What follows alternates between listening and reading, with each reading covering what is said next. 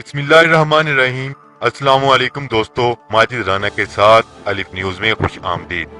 امید کی جاتی ہے کہ آج کی یہ ویڈیو آپ کو پسند آئے گی۔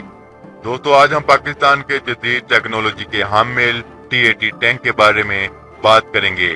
T-80 ٹینک اصل میں سوویت یونین کا پروگرام تھا، جسے بعد میں مین روس نے اڈاپٹ کر لیا۔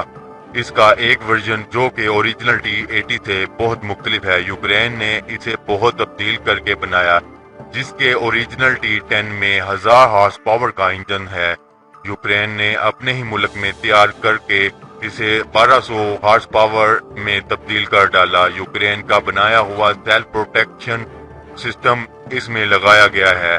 اس میں مزید بہترین ری ایکٹیو آرمر استعمال کیا گیا ہے، ایک چھوٹا سا ریڈار اور تھرمل امیجر بھی لگایا گیا ہے، اور رات میں دیکھنے کے آلات بھی نصب کیے گئے ہیں۔ اس طرح روس کے T-80 کو تو دنیا بھر میں زیادہ توجہ نہ ملی، لیکن یوکرین کے T-80 UD نے دنیا بھر میں بہت مقبولیت حاصل کی۔ اس کا وزن 46 ٹن ہے اور یہ 11 فٹ لمبی سموتھ اور یعنی سیدھی گن کیری کرتا ہے، جس سے 125 mm کے گولے فائر کیے جاتے ہیں۔ اس پر ایک 12.7 ملی کی ہیوی مشین گن بھی نصب ہے۔ اس کے میگزین سٹوریج میں 45 گولے اور 4 اینٹی ٹینک میزائل سٹور کیے جاتے ہیں۔ اس میں 1100 لیٹر فیول ڈالا جاتا ہے اور اس فیول سے یہ 440 کلومیٹر تک چل سکتا ہے۔ اس کا بہتر نظام کمپیوٹر سے چلتا ہے اور اسے 3 آدمی چلاتے ہیں۔ اس کی سپیڈ 70 کلومیٹر تک ہے۔ یہ پانی کے نیچے بھی چل سکتا ہے۔ 80 کی دہائی کے آخر میں پاکستان کو ایک مین بیٹل ٹینک کی ضرورت تھی، لیکن حالات کچھ سازگار نہ تھے۔ 1988 میں امریکہ نے پاکستان کو M1 ابرام ٹینکوں کی آفر کی۔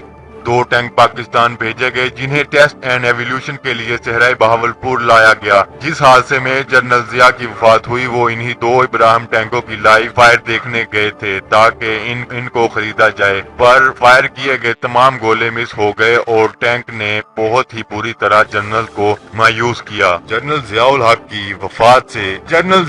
کی وفات اور سوویت افغان جنگ کے خاتمے پر ویسے بھی امریکہ نے پاکستان سے آنکھیں پھیر لی تھی۔